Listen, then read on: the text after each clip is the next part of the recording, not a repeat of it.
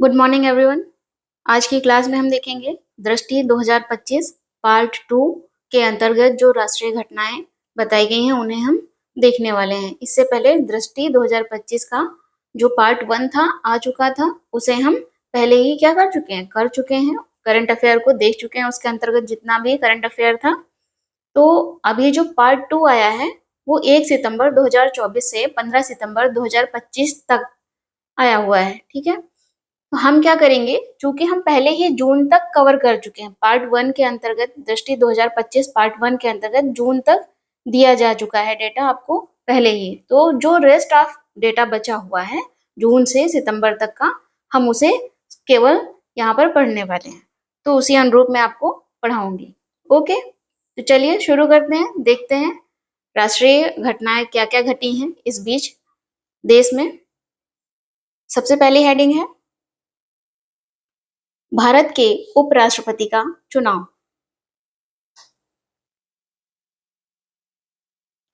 भारत के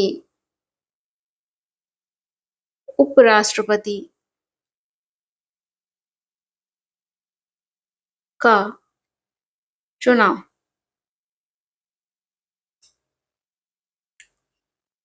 ये उपराष्ट्रपति का जो चुनाव हुआ है, कब हुआ है उपराष्ट्रपति का चुनाव? 9 सितंबर 2025 को उपराष्ट्रपति पद का चुनाव हुआ है ना?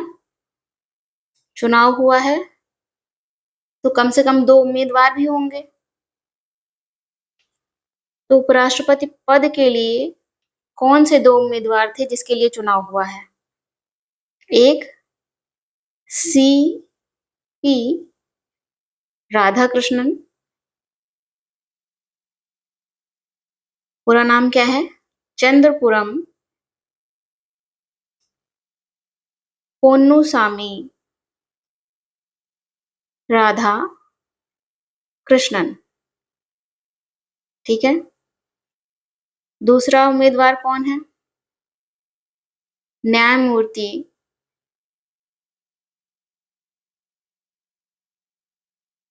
बी सुदर्शन रेड्डी। ठीक है, सीपी राधाकृष्णन जी सत्ता पक्ष की ओर से उम्मीदवार थे और न्यायमूर्ति बी सुदर्शन रेड्डी जी विपक्ष की ओर से उम्मीदवार थे। तो ये 2 उम्मीदवार थे किस पद के लिए? उपराष्ट्रपति पद के लिए उम्मीदवार थे, जिसमें दोनों के बीच जब चुनाव हुआ तो कौन जीता?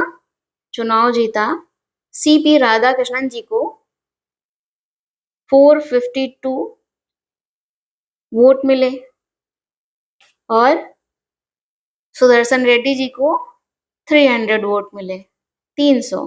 कौन जीता स्पष्ट है, सीपी राधाकृष्णन जी इस पद में, इस पद के लिए क्या हुए? विजयी हुए। ठीक है, इस पद के लिए विजयी हुए और विजयी हो गए तो उपराष्ट्रपति के तौर पर वो 15वें उपराष्ट्रपति बने। कौन से? 15वें उपराष्ट्रपति बने। कौन बना 15वां उपराष्ट्रपति? सीपी राधा कृष्णन जी। ठीक है, साथ ही इन्होंने शपथ ली। शपथ ली ना, कब शपथ ली? 9 सितंबर को चुनाव हुआ और शपथ ली, उस दिन परिणाम आए चुनाव के। शपथ ली 12 सितंबर। ठीक है, शपथ आर्टिकल 69 के तहत ली। एक उपराष्ट्रपति ने शपथ किसकी तरह ली है? किसके तहत ली है? किसकी तरह नहीं, किसके तहत ली है? आर्टिकल 69 के तहत शपथ ली है। किसने दिलाई है शपथ? शपथ दिलाई राष्ट्रपति ने।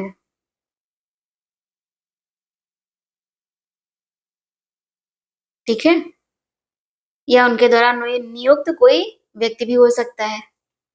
सरल शब्दों में तो आप यही कहेंगे हमेशा कि उपराष्ट्रपति शपथ कौन दिलाएगा? राष्ट्रपति दिलाएगा। ठीक है।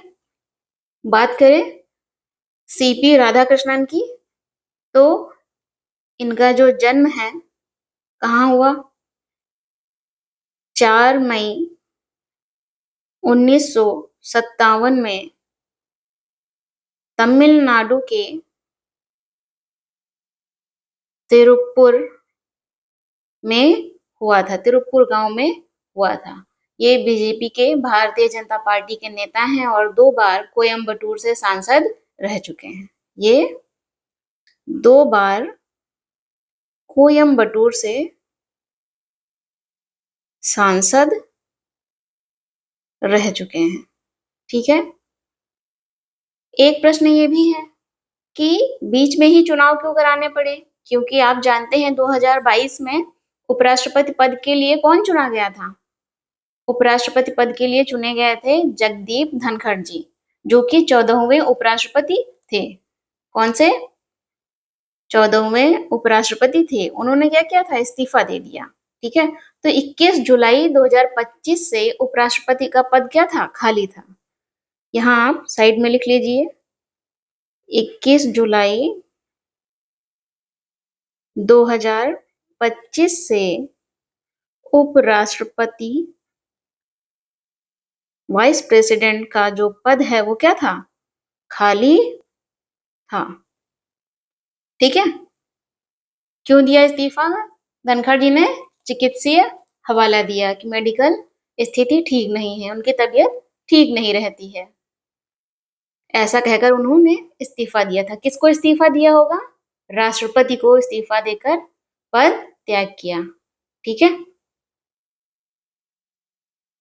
जो उपराष्ट्रपति होता है, क्यों ना हम कुछ उपराष्ट्रपति का जो पद है उसके बारे में कुछ जान ले।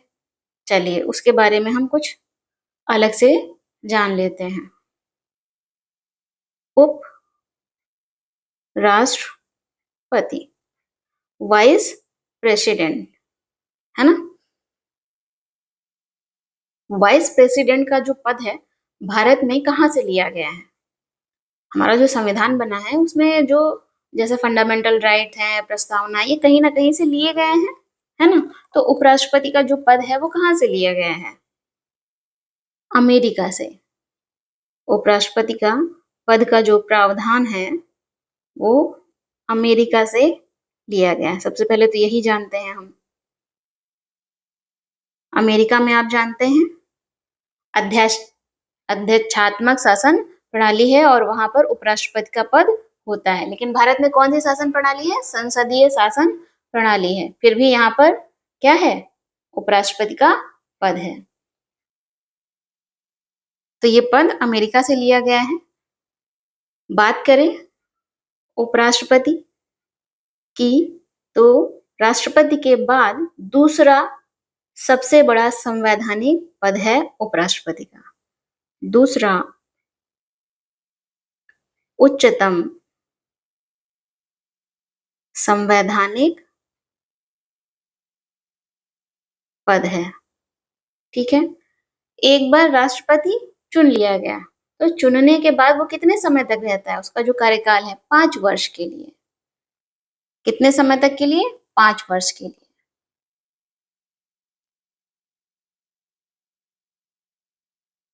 ठीक है।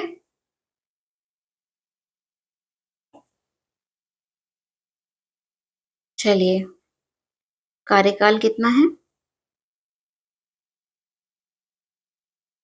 5 वर्ष के लिए। लेकिन आपने देखा कि कार्यकाल पहले ही त्यागपत्र के माध्यम से ब्रेक हो गया बीच में ना। जगदीप धनखड़ जी ने इस्तीफा दे दिया। तो अब जो चुने गए हैं वो भी अगले 5 साल तक रहेंगे। जब इस्तीफा दे देते हैं या कार्यकाल खत्म हो जाता है, उपराष्ट्रपति का यदि कार्यकाल खत्म होने वाला है तो उससे पहले चुनाव करवाने होते हैं, है ना? चलिए, उपराष्ट्रपति पद के लिए क्या योग्यता होनी चाहिए? यदि कोई उपराष्ट्रपति बनता है या बनना चाहता है, बनता है नहीं, बनना चाहता है, तो उसकी क्या योग्यता होनी चाहिए? बहुत सरल है, भारत का नागरिक होना चाहिए। भारत का नागरिक हो दूसरी योग्यता क्या है? 35 वर्ष की आयु पूरी कर चुका हो। 35 वर्ष की जो आयु है उसकी वो पूरी हो चुकी हो, पूरी कर चुका हो। ठीक है। इसके अतिरिक्त राज्यसभा का सदस्य बनने की योग्यता रखता हो। राज्यसभा का सदस्य बनने की योग्यता रखता हो। राज्यसभा का सदस्य होना जरूरी नहीं है। राज्यसभा का सदस्य बनने के लिए जो कुछ अनिवार्य है उसकी क्या योग्यता रखता हो, बस इतनी सी बात कही जा रही है। ठीक है। तो ये योग्यता हो गई। यदि कोई उपराष्ट्रपति बनना चाहता है तो ये योग्यता होना क्या है? आवश्यक है। जो इसका निर्वाचन होता है, किसका? उपराष्ट्रपति का चुनाव होता है ना, निर्वाचन होता है। कैसे होता है? सबसे पहले तो अप्रत्यक्ष तौर पर होता है। कैसे? अप्रत्यक्ष रूप में होता है। इसका जो चुनाव होता है, निर्वाचन चुनाव, अप्रत्यक्ष रूप में होता है। जब कह रहे हैं कि अप्रत्यक्ष रूप से इसका चुनाव होता है, उपराष्ट्रपति का चुनाव कैसे होता है? अप्रत्यक्ष रूप से होता है। इसका अर्थ बस इतना सा है कि जनता के द्वारा डायरेक्ट इन्हें नहीं चुना जाता है। ठीक है। आपने देखा होगा संसद भवन में इस बार वीडियो भी रिलीज हुए हैं, तो आपने देखा होगा कि कुछ संसद भवन के अंदर से वीडियोस देखने को आपको मिले। तो क्या उन्होंने जनता ने उनको डायरेक्ट चुना है, वोट दिया है उसके लिए? नहीं, जनता ने डायरेक्ट नहीं चुना है। इसीलिए कहते हैं अप्रत्यक्ष रूप में ये चुनाव होता है, अर्थात जनता के द्वारा डायरेक्ट नहीं चुना गया है। ठीक है। आप लिख सकते हैं ताकि आप भूले ना, जनता के द्वारा नहीं। ठीक है। प्रत्यक्ष नहीं, जनता के द्वारा प्रत्यक्ष नहीं। कौन कौन लोग शामिल होते हैं इनके चुनाव में? संसद के दोनों सदनों के, दोनों सदन लोकसभा और राज्यसभा, दोनों सदनों के निर्वाचित और मनोनीत सदस्यों द्वारा इनको चुना जाता है। ठीक है। दोनों सदन आपको मालूम है, लोकसभा और राज्यसभा, निर्वाचित सदस्य भी और मनोनीत सदस्य भी। ध्यान रहे राष्ट्रपति के चुनाव में मनोनीत सदस्य वोट नहीं करते हैं। ठीक है। तो इसलिए यहाँ पर इस चीज का ध्यान रखना है आपको। स्पष्ट है? यदि साथ ही ये भी ध्यान रखना है कि राज्य विधानसभा के जो सदस्य होते हैं वो चुनाव में भागीदार नहीं होते हैं, भाग नहीं लेते हैं। ठीक है। केवल दोनों सदनों की बात की जा रही है, तो कुछ पॉइंट्स है आपको उन्हें ध्यान में रखना होगा। आगे बढ़ते हैं, देखते हैं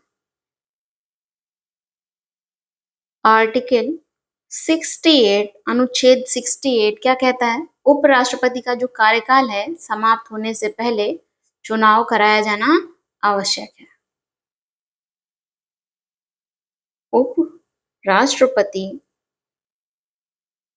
का कार्यकाल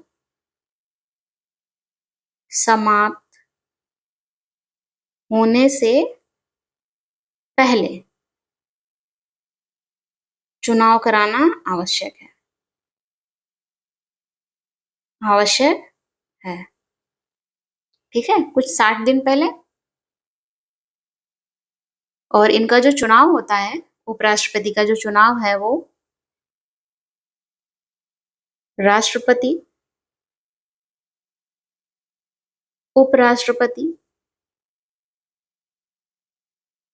चुनाव अधिनियम एक्ट 1952, इसके साथ ही राष्ट्रपति उपराष्ट्रपति चुनाव नियम, ये नियम है, एक्ट नहीं है, नियम 1954 और संविधान के आर्टिकल 324 के तहत इन राष्ट्रपति उपराष्ट्रपति चुनाव अधिनियम चुनाव नियम 1954 और संविधान के आर्टिकल 324 के तहत जो वाइस प्रेसिडेंट का चुनाव है, वाइस प्रेसिडेंट के चुनाव का संचालन, इलेक्शन का जो संचालन है, संचालन का अधीक्षण, निर्देशन और नियंत्रण किसके पास होता है? भारत निर्वाचन आयोग। चुनाव कौन कराएगा? भारत निर्वाचन आयोग उपराष्ट्रपति का चुनाव कराएगा। बहुत सरल शब्दों में कहें तो ये जो चुनाव आयोजित हुआ है, उपराष्ट्रपति का चुनाव कराया है, तो किसने कराया है? भारत निर्वाचन आयोग ने कराया है। ठीक है, भारत निर्वाचन आयोग करेगा। ठीक है, आप सोच रहे होंगे अधीक्षण, निर्देशन, नियंत्रण क्या है? अधीक्षण सुपरिंटेंडेंस है ना, डायरेक्शन, कंट्रोल। तो किसी कार्य, जब अगर अधीक्षण की बात करें तो कोई कार्य है, कोई प्रक्रिया है, किसी कार्य या प्रक्रिया की तो कौन सा काम होगा? चुनावी प्रक्रिया।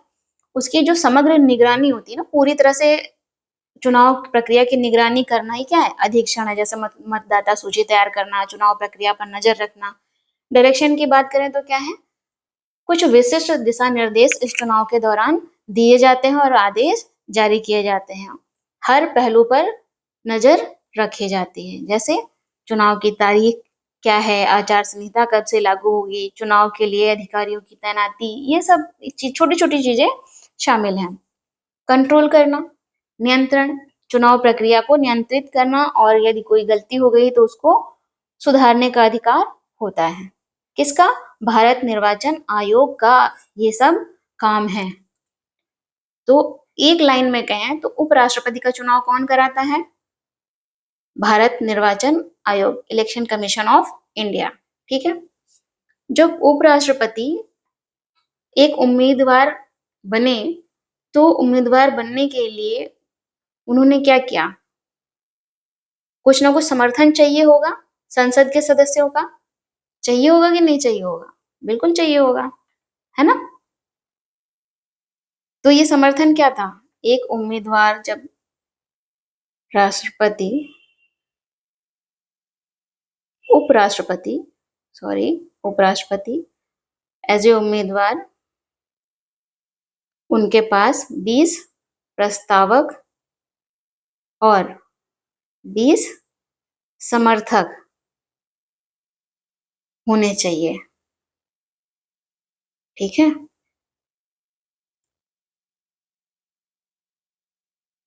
तभी बात आगे बढ़ पाएगी। स्पष्ट है? एक बार उपराष्ट्रपति चुन लिया गया।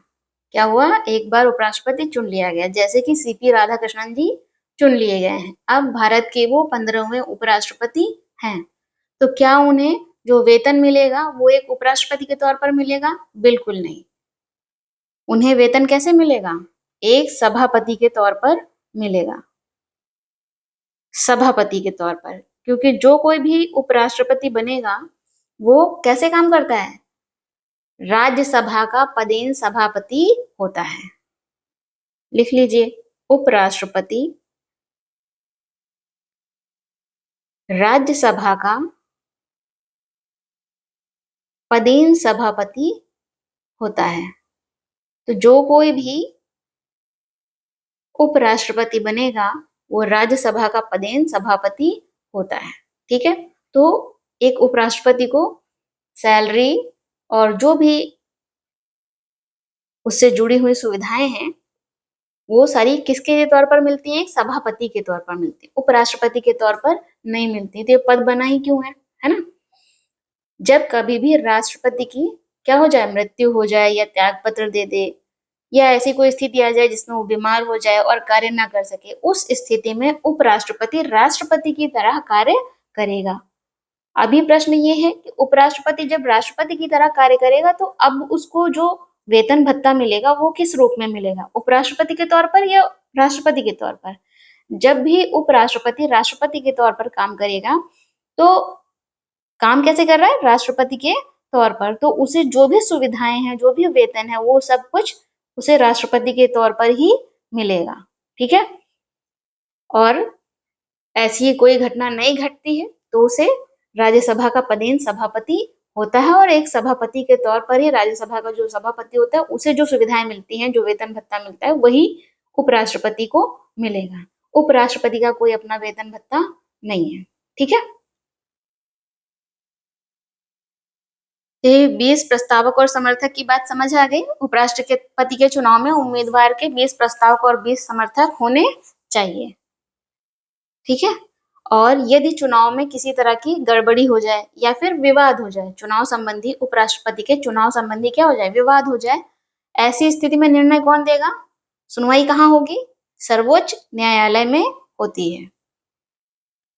आर्टिकल 71 के तहत चुनाव संबंधी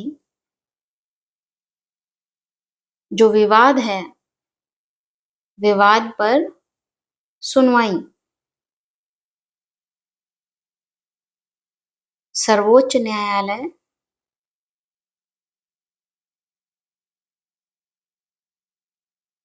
में होती है। ठीक है, तो इस तरह से आपने उपराष्ट्रपति के बारे में लगभग बातें जान ली हैं। आपको अलग से उपराष्ट्रपति के बारे में नहीं पढ़ना पड़ेगा। यदि आपका मिस हो गया हो तो आपको यहाँ से क्या हो जाएगा, क्लियर हो जाएगा।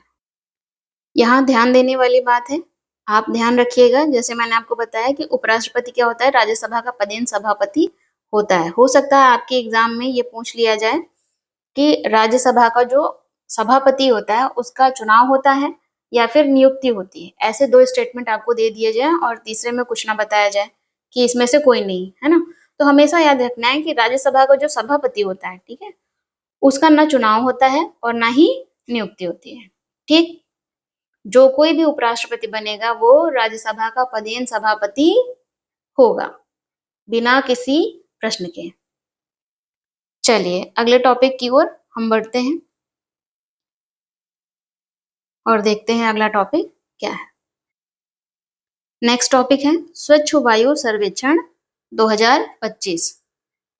ठीक है, इस वायु सर्वेक्षण की बात करें तो सबसे पहले हम जानते हैं इसके बारे में क्या, कि ये एक वायु सर्वेक्षण है, वायु की गुणवत्ता को मापता है ये सर्वेक्षण। स्पष्ट है, हेडिंग से ही इतना समझ में आ रहा है आपको। चलिए, ये एक वार्षिक सर्वे है, मीन्स हर साल ये सर्वे होता है, वायु की गुणवत्ता को चेक किया जाता है, तो वार्षिक सर्वेक्षण है। इस वर्ष भी ये सर्वे पब्लिश हुआ है और अगले वर्ष भी होगा। ये जो स्वच्छ वायु सर्वेक्षण है, इसकी घोषणा, स्वच्छ वायु सर्वेक्षण के जो परिणाम प्राप्त हुए हैं, है ना, सर्वे करने के बाद उसकी घोषणा कब की गई है, घोषणा की है 9 सितंबर 2025 को। साथ ही जब घोषणा की गई है तब बताया भी गया है ये भी कि स्वच्छ वायु सर्वेक्षण अवार्ड भी दिए जाएंगे। क्या दिया जाएगा, स्वच्छ वायु सर्वेक्षण अवार्ड भी दिए जाएंगे। ठीक है, दिए गए कर लीजिए, जाएंगे भविष्य में लग रहा है ना, दिए गए। स्वच्छ वायु सर्वेक्षण वर्ष 2019 में एक प्रोग्राम लॉन्च हुआ था। क्या नाम था उस प्रोग्राम का, नेशनल क्लीन एयर प्रोग्राम, है ना, नेशनल राष्ट्रीय स्वच्छ वायु कार्यक्रम। राष्ट्रीय स्वच्छ वायु कार्यक्रम। इस प्रोग्राम को किसने शुरू किया था? इस प्रोग्राम को शुरू किया है केंद्रीय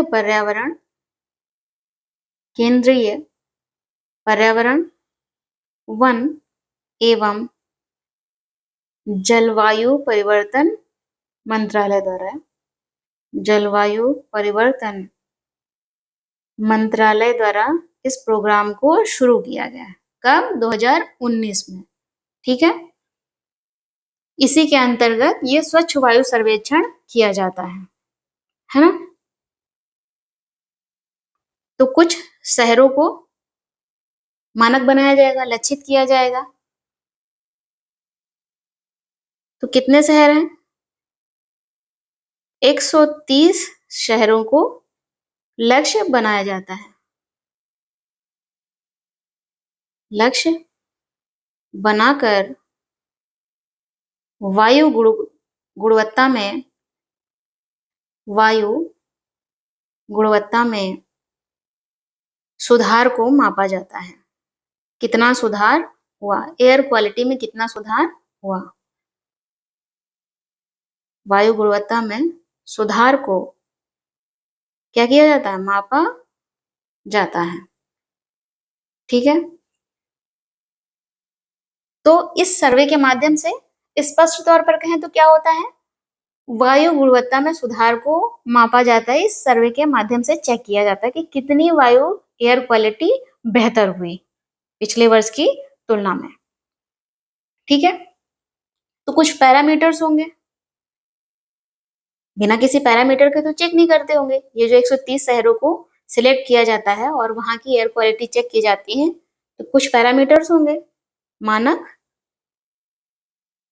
मैं आपको कुछ बता देती हूँ कौन कौन से मानक हो सकते हैं। जैसे PM 2.5 10 में कमी, ये एक मानक है। पार्टिकुलेट मैटर, बहुत महीन जो कण होते हैं, उनकी कमी कितनी हुई है। वायु में इनकी कमी कितनी हुई है, ये चेक करना, ये एक पैरामीटर है। इसके अतिरिक्त सड़क धूल नियंत्रण, ये भी एक पैरामीटर है। इसके अतिरिक्त वाहन उत्सर्जन नियंत्रण, वाहन कितना उत्सर्जित कर रहे हैं और कितना नियंत्रित किया जा रहा है उससे, है ना। औद्योगिक उत्सर्जन नियंत्रण और भी कुछ पैरामीटर हैं। ठीक है, तो कुछ ऐसे ही पैरामीटर्स के माध्यम से इसे एयर क्वालिटी को चेक किया जाता है इस सर्वे के माध्यम से। स्पष्ट है? चलिए अब हम आगे बढ़ते हैं और देखते हैं कि ये जो सर्वे किया गया है, इस सर्वे को करने के बाद क्या पाया गया। सर्वे को 3 श्रेणियों में बांटा गया है। कितनी श्रेणी है? 3 श्रेणी। कौन कौन सी? श्रेणी 1,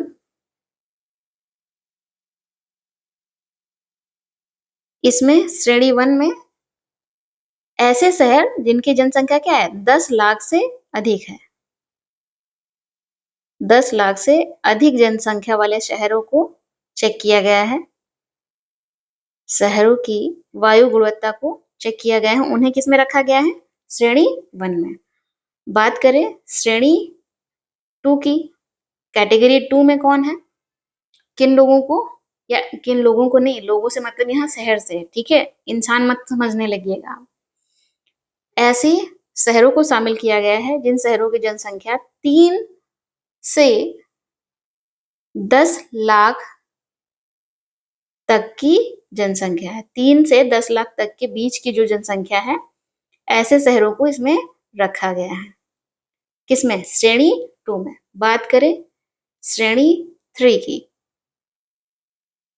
इसमें 3 लाख से कम जनसंख्या वाले जो शहर हैं उन्हें रखा गया है। 3 लाख से कम जनसंख्या वाले शहरों को श्रेणी 3 में, कैटेगरी 3 में रखा गया। अब हम एक एक करके देखते हैं कि श्रेणी 1 अर्थात 10 लाख से अधिक जनसंख्या, ऐसे शहर जहां पर जनसंख्या कितनी है, 10 लाख है। तो श्रेणी 1 कैटेगरी में प्रथम स्थान पर कौन है? प्रथम स्थान पर है इंदौर।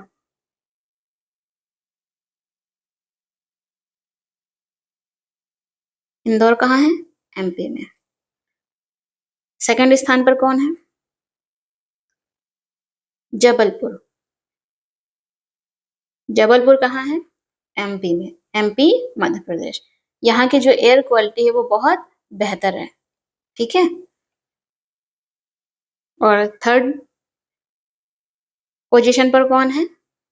आगरा और सूरत दोनों ही तीसरे स्थान पर हैं। स्वच्छ वायु सर्वेक्षण में इनका स्थान क्या है? कैटेगरी 1 के अंतर्गत तीसरा है। आगरा कहाँ स्थित है? उत्तर प्रदेश में। सूरत कहाँ है? गुजरात में। ठीक, ध्यान रखेंगे। चलिए, ये तो हुई श्रेणी 1 के बाद। श्रेणी 2 को देखें यदि हम, इसे एक लाइन खींच देते हैं ताकि कंफ्यूजन ना हो, है ना। श्रेणी 2 के अंतर्गत क्या है? किसे पहला स्थान मिला है? पहला स्थान मिला है अमरावती को। श्रेणी 2 में किसे शामिल किया गया है ये मुझे बताने की आवश्यकता अब नहीं है। अमरावती कहाँ पर है? कितने लोगों को लग रहा है आंध्र प्रदेश में? बिल्कुल वहां पर है, लेकिन ये वो अमरावती नहीं है। ये जिस अमरावती की यहाँ पर बात की जा रही है, जिसे कैटेगरी 2 में शामिल किया गया है, ये कहाँ है? महाराष्ट्र में है। ओके। सेकंड पोजीशन पर कौन है? मुरादाबाद और झांसी। मुरादाबाद और झांसी, और ये दोनों ही कहाँ पर हैं? उत्तर प्रदेश में। ठीक है। थर्ड पोजीशन पर कौन है इस कैटेगरी में? अलवर। अलवर कहाँ है? राजस्थान में। ओके। चलिए, अब बचती है कैटेगरी 3। 3 लाख से कम जनसंख्या जहां पर है, वहां की एयर क्वालिटी में देखते हैं, चेक करने के बाद किसे पहला स्थान मिला है, अर्थात किसकी एयर क्वालिटी बेहतर हुई है ना, सबसे बेहतर हुई है। चलिए, कौन है भाई? देवास। पहला स्थान किसे मिला है कैटेगरी 3 में? देवास। देवास कहाँ पर है? एमपी में, मध्य प्रदेश में। दूसरा स्थान है परवाणु। परवाणु, ये कहाँ है? हिमाचल प्रदेश में। और तीसरा स्थान है अंगुल। ये कहाँ पर है? उड़ीसा। ध्यान रहेगा, उड़ीसा। ठीक है। कैटेगरी 1 के तो आपको अच्छे से याद होने चाहिए। आप देखिए, कैटेगरी 1 में और कैटेगरी 3 में जो पहला स्थान है, दोनों एमपी के ही क्षेत्र हैं। ठीक है। तो ऐसे कुछ की पॉइंट पकड़कर रखिएगा, जिससे एग्जाम में क्या हो, आसानी से हल हो जाए। वहीं यूपी की बात करें तो स्वच्छ वायु सर्वेक्षण में उत्तर प्रदेश की जो स्थिति है वो कैसी है, देख लेते हैं। श्रेणी 1 में, यहाँ भी श्रेणी 1 के अंतर्गत कौन कितनी जनसंख्या आएगी पहले से ही आपको मालूम है। तो श्रेणी 1 के अंतर्गत उत्तर प्रदेश की स्थिति अगर देखेंगे तो आगरा और कानपुर। आगरा को कौन सी रैंक दी गई है? 3rd rank. आपने अभी देखा होगा कैटेगरी 1 में कौन सी रैंक थी? 3rd रैंक थी ना, करेक्ट। और कानपुर को 5th रैंक। और यदि श्रेणी 2 की बात करें, इसमें क्या होगा? मुरादाबाद को 2nd रैंक दिया गया है। फिर झांसी और गोरखपुर, झांसी को भी 2nd रैंक मिला हुआ है। और गोरखपुर को स्वच्छ वायु सर्वेक्षण 2025 में 5th रैंक दी गई है। साथ ही कैटेगरी 3 में, श्रेणी 3 में अनपरा को 5th रैंक दिया गया। अनपरा कहाँ है? सोनभद्र में। सोनभद्र में 5th रैंक दी गई है। और रायबरेली कैटेगरी 3 में आता है, 7th रैंक। ठीक है, तो ये उत्तर प्रदेश की स्थिति हो गई स्वच्छ वायु सर्वेक्षण के जो परिणाम आए हैं उसके अनुसार। स्पष्ट है? चलिए आगे बढ़े अगले टॉपिक की ओर। अगला टॉपिक है NIRF इंडियाज रैंकिंग 2025।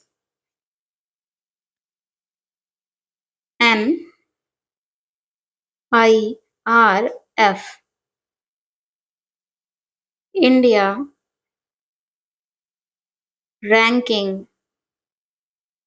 रैंकिंग्स 2025 ये नेक्स्ट टॉपिक है। ठीक है, जानते हैं इसके बारे में क्या है ये। सबसे पहले तो ये एक रैंकिंग की गई है ना, भारत की ही रैंकिंग की गई है। किसकी रैंकिंग की गई है अभी हमें थोड़ी देर में पता चल जाएगा। तो ये जो रैंकिंग है इसे जारी किया गया है। रैंकिंग करने के बाद क्या करेंगे, जारी करेंगे। कब जारी किया, 4 सितंबर 2025 को जारी किया गया। किसके द्वारा, शिक्षा मंत्रालय द्वारा, शिक्षा मंत्रालय द्वारा।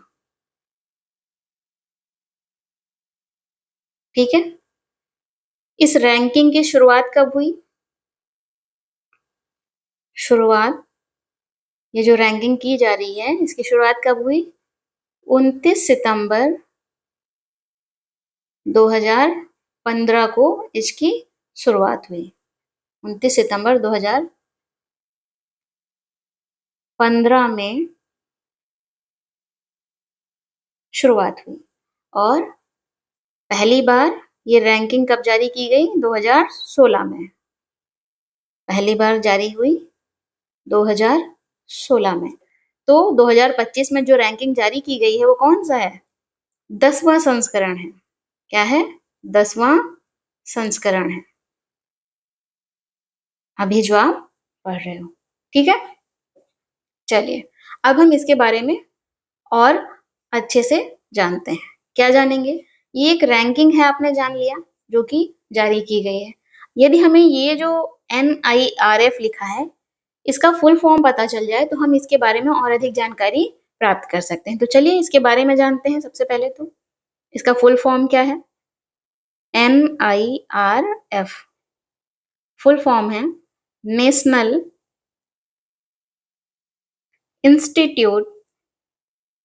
इंस्टीट्यूशनल है। ठीक है, ranking framework, national institutional ranking framework. तो भारत की रैंकिंग कर रहा है उसके लिए ये एक फ्रेमवर्क तैयार किया गया है। लेकिन किसकी रैंकिंग करनी है, इंस्टीट्यूशन की रैंकिंग करनी है। ठीक है, जो संस्थान है उनकी रैंकिंग करनी है। प्रश्न है कैसे संस्थान, तो देश के उच्च शैक्षिक संस्थान जो हैं, उच्च शैक्षिक संस्थान हायर ग्रेड के जो इंस्टीट्यूट होते हैं, उच्च शैक्षिक संस्थानों की रैंकिंग की जाती है। ठीक है, ये जो उच्च शैक्षिक संस्थान है, हायर कैटेगरी के संस्थान है, हायर एजुकेशनल इंस्टीट्यूट, ये बेहतर शब्द है ना, हायर एजुकेशनल इंस्टीट्यूट।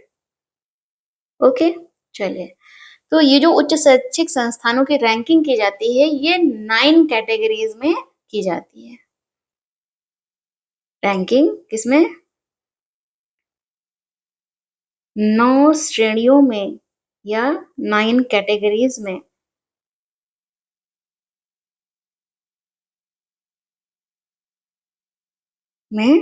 की जाती है। पहले 8 ही थी, इस वर्ष एक नई श्रेणी जोड़ी गई है। ठीक है, तो 9 श्रेणियां कौन सी हैं देख लेते हैं। सबसे पहले समग्र ओवरऑल रैंकिंग की जाती है। Overall ranking. Second, college, college के स्तर पर, कॉलेज भी एक संस्थान है तो उसकी रैंकिंग होती है। थर्ड, विश्वविद्यालय, यूनिवर्सिटी। ओके। फोर्थ, अनुसंधान संस्थान। कंफ्यूजन हो रहा हो तो रिसर्च इंस्टीट्यूट, रिसर्च इंस्टीट्यूट तो आप जानते हैं ना, हाँ, जहां पर रिसर्च होती है बड़ी बड़ी, रिसर्च इंस्टीट्यूट। फिफ्थ, नवाचार, इनोवेशन, इनोवेशन इंस्टीट्यूट जो होते हैं, इनोवेशन। सिक्स, राज्य सार्वजनिक विश्वविद्यालय, राज्य सार्वजनिक विश्वविद्यालय। State public university. सेवन, मुक्त विश्वविद्यालय, ओपन यूनिवर्सिटी, विश्वविद्यालय। ठीक है। और आठवें नंबर पर क्या है, कौन सी कैटेगरी है, कौशल, स्किल यूनिवर्सिटी, कौशल यूनिवर्सिटी। और इस वर्ष जो नई कैटेगरी शामिल की गई है उसका नाम है सतत विकास लक्ष्य, SDG, सस्टेनेबल डेवलपमेंट गोल। इस श्रेणी को इसे इसी वर्ष जोड़ा गया है, जोड़ा गया है। ठीक है। तो ये आपने देखा कि NIRF की जो रैंकिंग है, इंस्टीट्यूट को रैंक करने की जो व्यवस्था है, वो देश के हायर एजुकेशनल इंस्टीट्यूट की रैंकिंग करता है और रैंकिंग करते समय 9 कैटेगरीज में इसे रैंकिंग दी जाती है। इसी के इसके तहत ये जो रैंकिंग है NIRF, 9 कैटेगरीज के अतिरिक्त क्या होता है, 8 विभिन्न विषयों के अंतर्गत भी रैंकिंग दी जाती है। 9 कैटेगरीज स्पष्ट है, इसके अतिरिक्त जो है 8 विभिन्न विषयों के अंतर्गत रैंकिंग भी दी जाती है, अंतर्गत रैंकिंग की जाती है। ठीक है। किसकी, संस्थानों की। कौन से 8 विषय हैं, अभियांत्रिकी, अभियांत्रिकी जानते हैं ना, इंजीनियरिंग। फिर प्रबंधन, मैनेजमेंट, फार्मेसी। आपको सभी याद नहीं रखने हैं, मैं अभी आपको आगे बताऊंगी। चिकित्सा,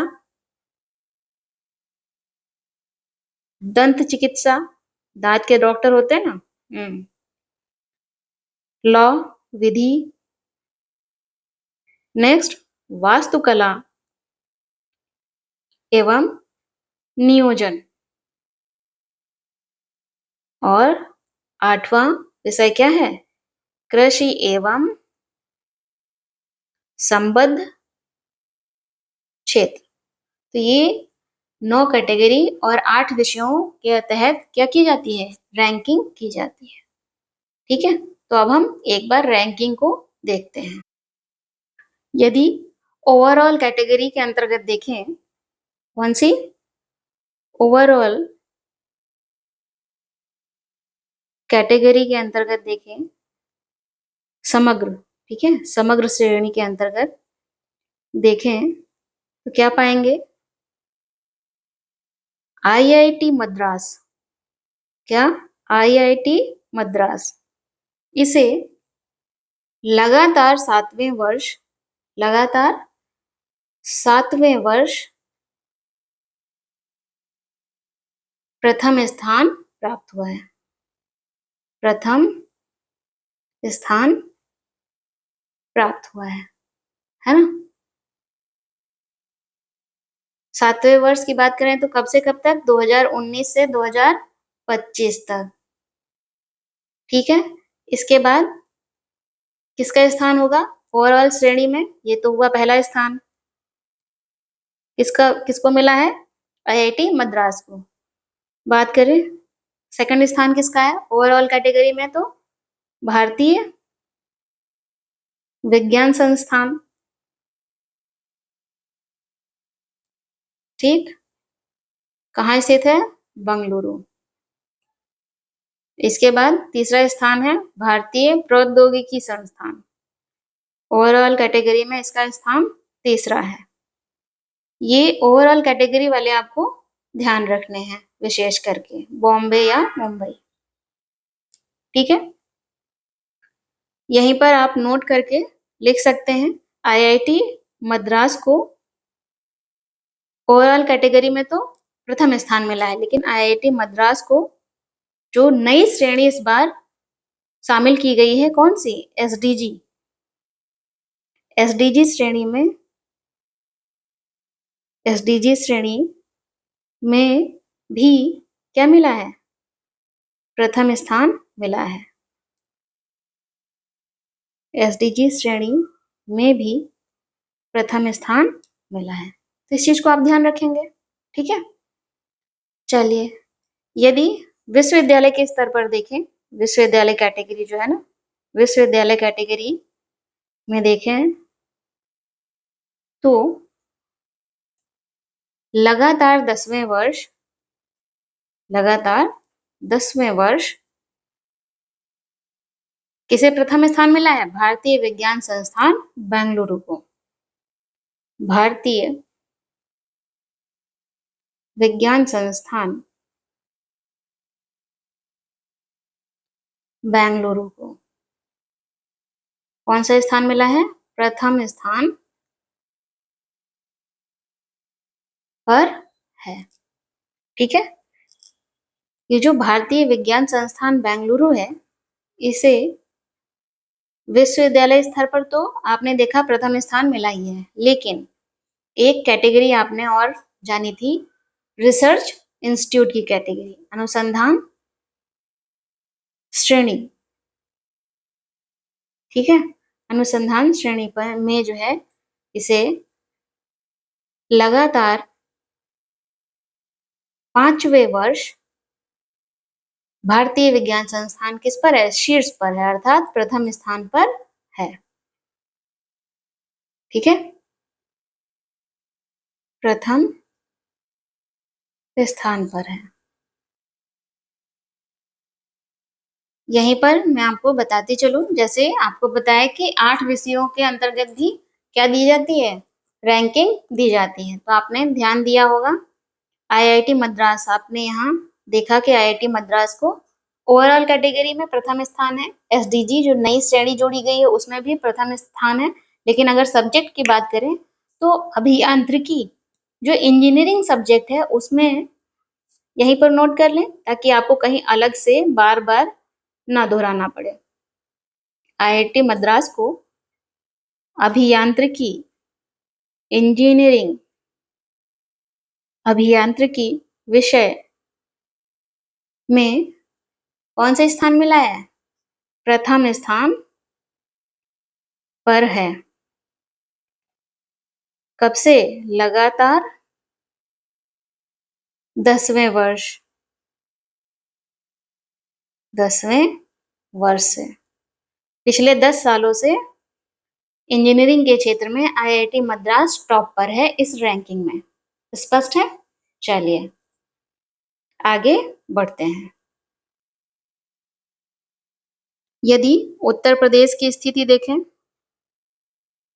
इस रैंकिंग के संदर्भ में, कि उत्तर प्रदेश के कौन कौन से संस्थान ओवरऑल रैंकिंग जो है समग्र श्रेणी के अंतर्गत आएंगे। एक दो तो हम कम से कम जान ही लेते हैं, है ना। जैसे आईआईटी कानपुर, कौन सा स्थान मिला है इसे?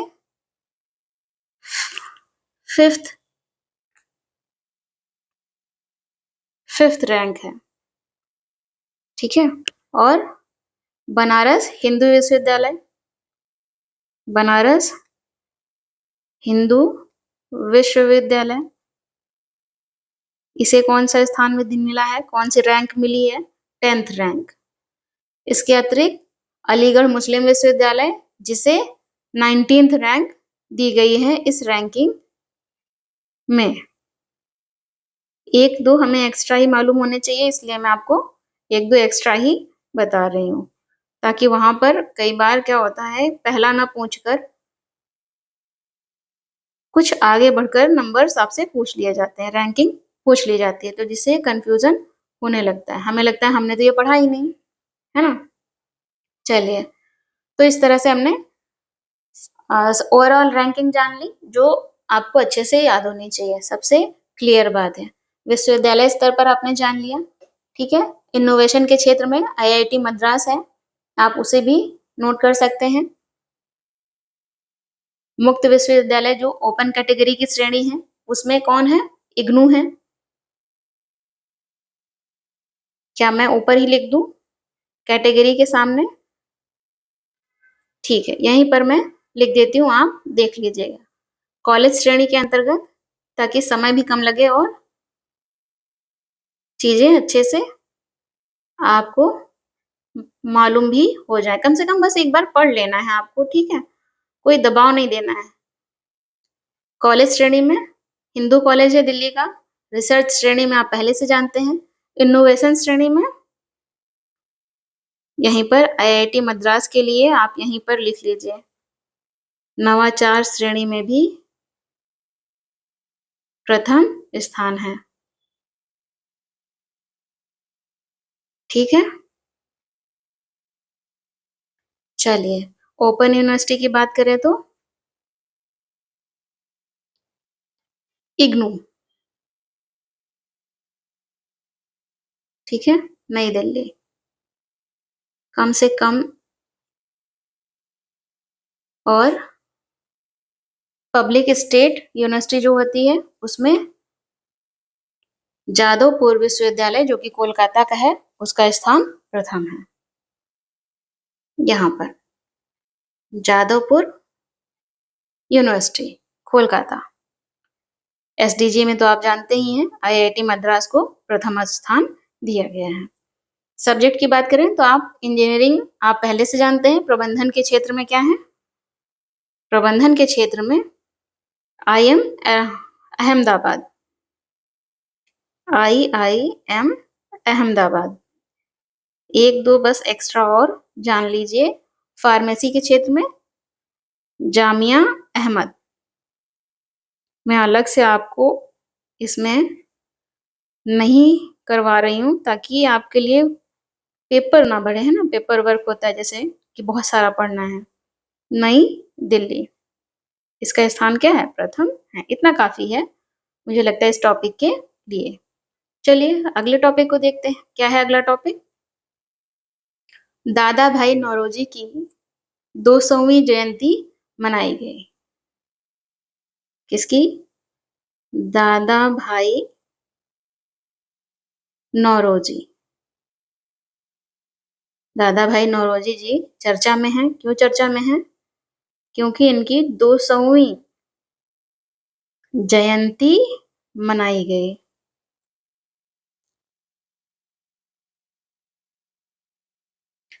तो इस अनुसार यदि हम कहें कि दादा भाई नौरोजी जी का जन्म कब हुआ था, 4 सितंबर, डेट ना भी याद हो तो सितंबर 2025 में, नहीं, 1825 में हुआ था, कहाँ पर, बॉम्बे में। तो दादा भाई नौरोजी का जन्म हुआ था 4 सितंबर 1825 को, इस हिसाब से 200वीं जयंती 4 सितंबर 2025 को मनाई गई, ठीक है। कौन थे दादा भाई नौरोजी, पारसी थे, पारसी विद्वान थे, है ना, व्यापारी थे क्या, राजनीतिज्ञ थे, ठीक है। दादा भाई नौरोजी की बात करें तो इन्हें grand old man of India, grand old man of India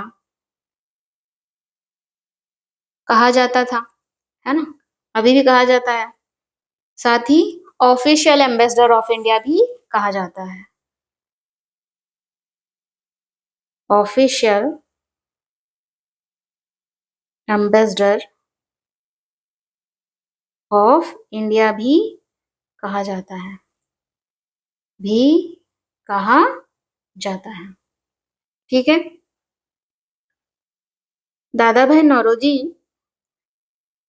Mumbai में एक कॉलेज है, क्या नाम है उसका? एल्फिंस्टन कॉलेज। एल्फिंस्टन कॉलेज। यहाँ पर प्रोफेसर नियुक्त हुए थे, प्रोफेसर नियुक्त हुए थे इस कॉलेज में।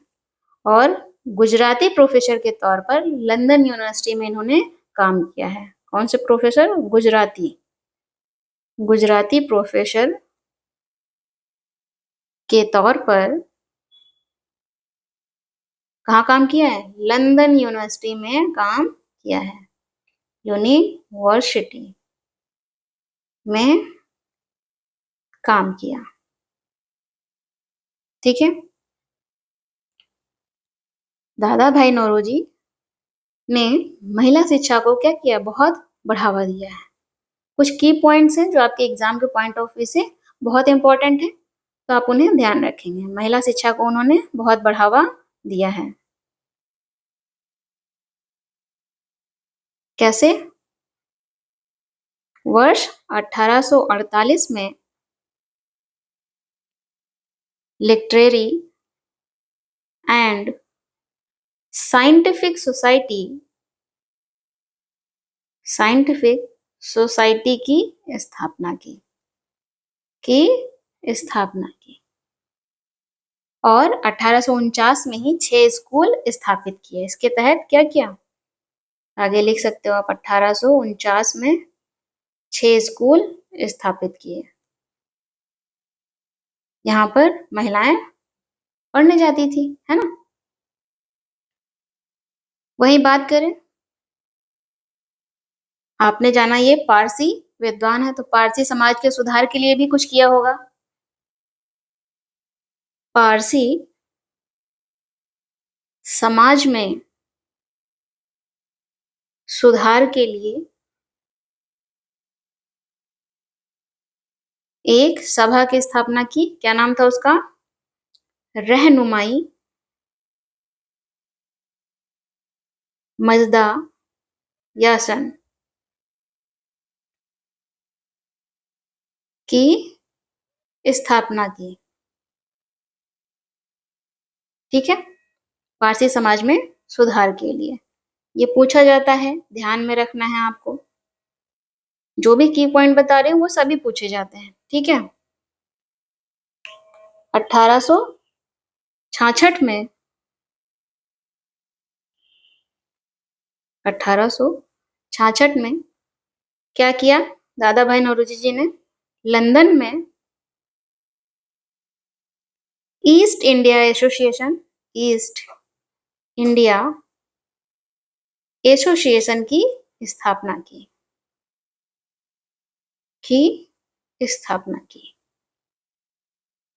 ठीक है। और इन्होंने एक पत्र निकाला था, क्या था? 1901 में, poverty and un British rule of India.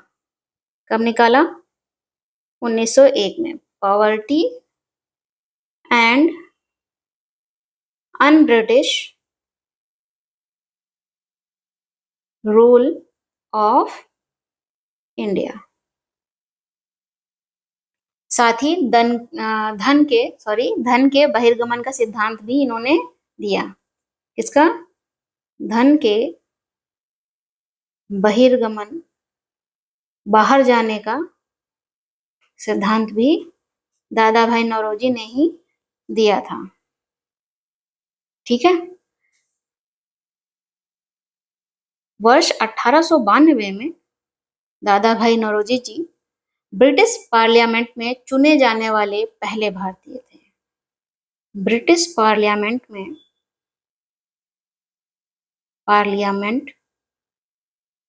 में चुने जाने वाले पहले भारतीय थे। ठीक है। और एक पत्रिका इन्होंने निकाली थी जिसका नाम था रास्त गोफ्तार। ये गुजराती पत्रिका थी। शुरू की थी दादा भाई नौरोजी जी ने। ठीक है, इसी के साथ जो और भी सबसे ज्यादा पूछा जाता है, ये सारी की पॉइंट्स इंपॉर्टेंट है। ठीक है, इसके अतिरिक्त INC Congress, Indian national Congress के संस्थापक के तौर पर भी इन्हें देखा जाता है। संस्थापक सदस्यों में से एक थे। दादा भाई नौरोजी ने 3 बार भारतीय राष्ट्रीय कांग्रेस की अध्यक्षता की है। कितनी बार? 3 बार अध्यक्षता की थी। कब कब? 1886 में, ठीक है, 1893 में और 1906 में। ठीक है, तो इस तरह से आपने दादा भाई नौरोजी से जुड़े हुए कई बिंदुओं को, जो इम्पोर्टेंट फैक्ट्स हैं, उनके बारे में जान लिया है। ओके, इसी के साथ आज की क्लास यहीं समाप्त होती है। फिर मिलते हैं अगली क्लास में।